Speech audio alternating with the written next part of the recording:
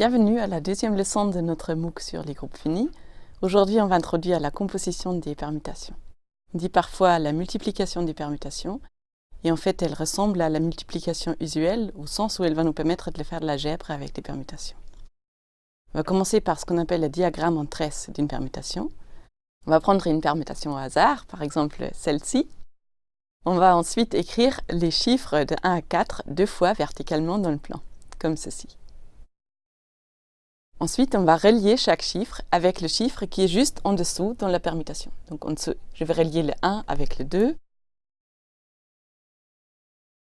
avec le 3, et ainsi de suite.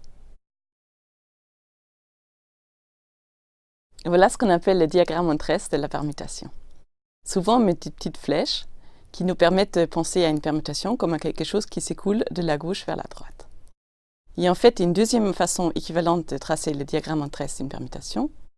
On va juste écrire les deux lignes de notre permutation en laissant un peu d'espace entre elles.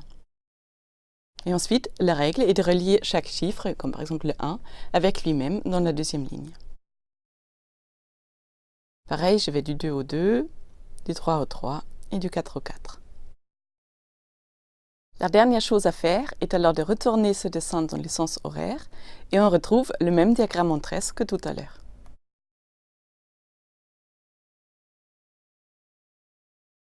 À l'aide de ce petit dessin, on va pouvoir comprendre très facilement l'opération qu'on a envie d'introduire aujourd'hui, qui est la multiplication des permutations.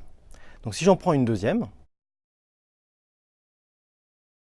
je vais maintenant faire son diagramme en tresse accolé au premier, juste à droite. Donc je vais écrire les nombres de 1 à 4 verticalement juste une fois comme ça. Et puis on suit la même petite règle, le 1 sur le 2 sur le 1, le 3 sur le 4 sur le 3. Maintenant, l'opération qu'on va faire, elle est très simple. On va fusionner ces deux dessins en un seul. Et on va écrire les nombres de 1 à 4 une fois comme ça et une autre fois à droite. Et on relie directement les premiers au dernier en repassant par le même chemin. Alors ce dessin, on peut avoir envie de le simplifier un petit peu, parce que si vous regardez par exemple le brin qui part du 1 comme ça, qui descend et qui remonte vers le 1, ça sert un petit peu à rien qu'ils descendent pour remonter. Donc on a envie de tirer en quelque sorte sur les brins pour faire quelque chose de plus simple.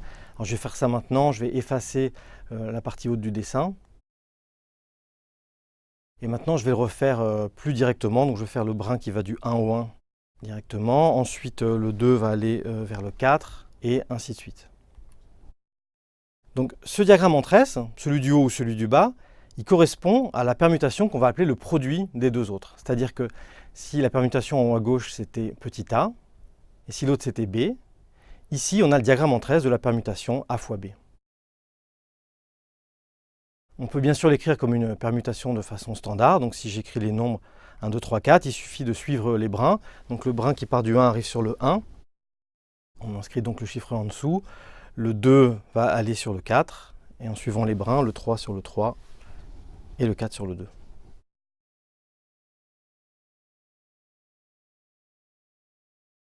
Les diagrammes en tresse vont changer notre intuition des permutations. Maintenant, on peut y penser comme à quelque chose de plus dynamique, qui envoie les nombres les uns sur les autres. Par exemple, celle-ci, on peut y penser comme à quelque chose qui envoie le 1 sur le 2 sur le 3, et ainsi de suite, avec des flèches comme ceci. On va alors employer une notation qui est très compacte pour résumer la situation, qui est la suivante. On va écrire 1 puissance a égale 2 pour dire que l'image de 1 par la permutation a, c'est 2. De la même manière, 2 puissance a égale 3, ça va résumer le fait que la permutation envoie le 2 sur le 3, et ainsi de suite, 3 puissance a égale 4, 4 puissance a égale 1. Cette notation est très commode dans certaines situations, et par exemple, je vais m'en servir pour définir de manière plus algébrique ce que c'est que le produit de deux permutations. Là, on l'a fait avec les diagrammes en tresse de manière graphique. Mais on peut aussi faire la chose suivante. On peut dire que si on se donne deux permutations A et B, leur produit A fois B, c'est la permutation qui fonctionne avec la petite recette suivante. À chaque fois que je prends un petit nombre entre 1 et n, que j'appelle x, et que je veux savoir son image par AB, donc ce qui est noté x puissance AB, ben on regarde l'image de x par A, et ça c'est un nouveau nombre, et on regarde l'image de ce nombre-là par B. En symbole, ça s'écrit x puissance AB, c'est x puissance A, le tout puissance B. Alors je peux me servir de cette notation plus algébrique pour calculer le produit des permutations. C'est en fait finalement plus rapide que de passer par le dessin. Si j'ai A et B comme ceci, Si je veux faire 1 puissance AB, donc on a dit que c'était 1 puissance A, le tout puissance B, c'est-à-dire que je vais chercher dans la première permutation, le 1 est envoyé sur le 2, donc 1 puissance A c'est 2. Ensuite pour faire 2 puissance B, je cherche dans B, le 2 est envoyé sur le 1, donc on retombe sur 1 comme ça. Même chose pour 2 puissance AB, il faut aller voir 2 puissance A puissance B, le 2 est envoyé sur le 3 par A, le 3 est envoyé sur le 4 par B, et donc 2 puissance AB fait 4. De la même manière, on fait les deux autres, comme ça. Je vous laisse vérifier mes calculs. Et on retombe sur le calcul de A fois B, de manière complètement algébrique. Maintenant, pour se faire la main un petit peu avec la composition, on va retourner voir l'exemple des TGV. Vous vous rappelez certainement de cette permutation-ci.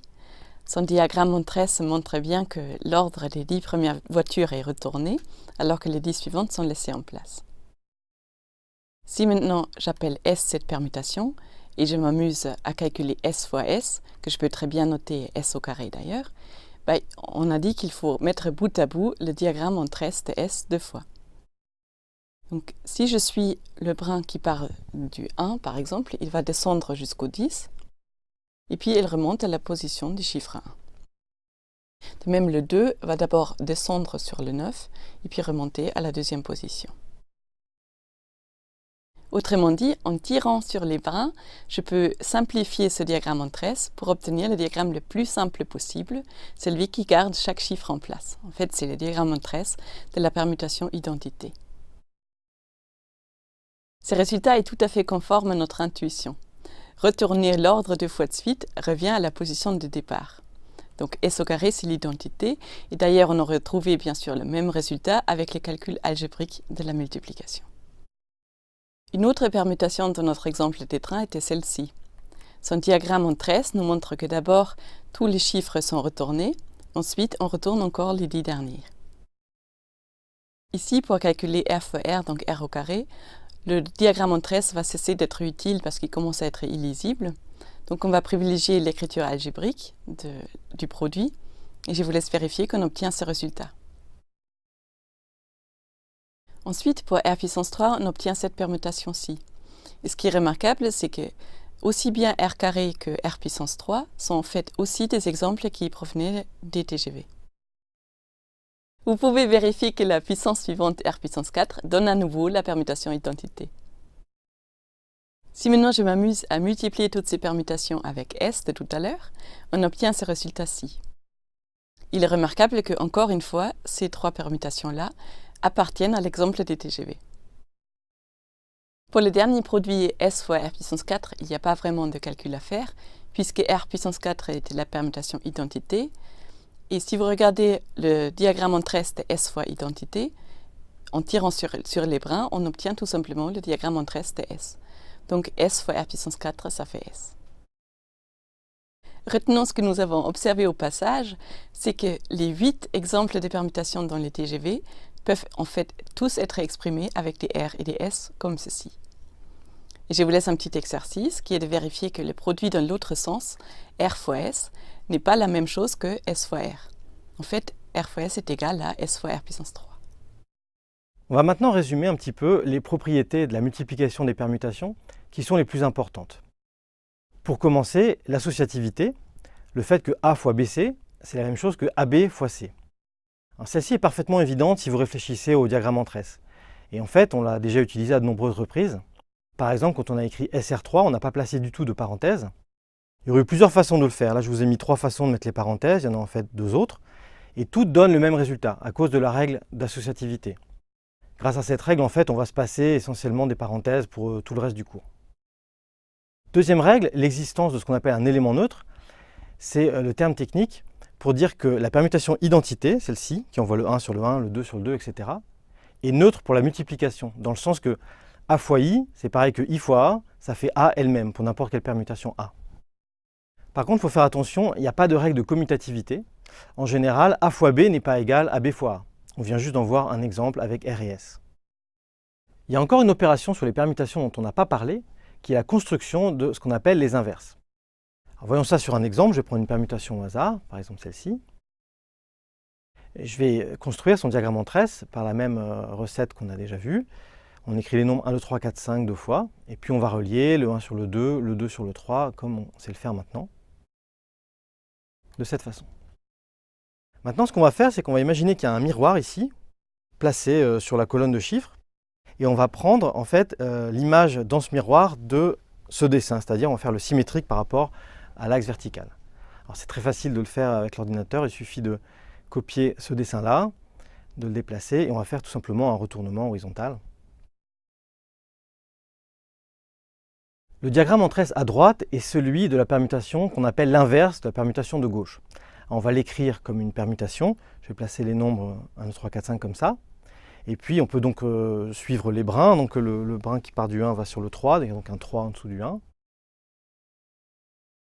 Le brin qui part du 2 va sur le 1. Alors il y a une autre façon de faire que j'ai envie de vous dire. On peut aussi procéder de la manière suivante pour trouver l'image du 3. On va chercher le 3 à gauche et on regarde le nombre qui est au-dessus de lui. Donc comme là il y a le 2 au-dessus du 3, on va mettre un 2 en dessous de ce côté. Je recommence avec le 4. Le 4, je vais le chercher à gauche, il est là. Au-dessus de lui, il y a un 5. Donc je vais mettre un 5 en dessous. Et il nous reste juste le 4 à placer comme ça pour terminer. Donc, si la permutation à gauche s'appelle petit a, celle qui est à droite s'appelle l'inverse de petit a, noté a puissance moins 1.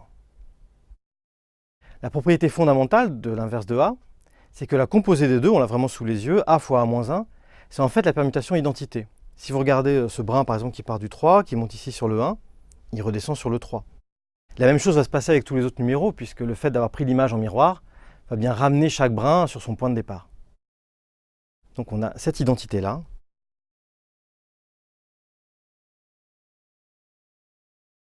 A fois A moins 1 égale l'identité. Il se trouve que le produit dans l'autre sens fait l'identité aussi.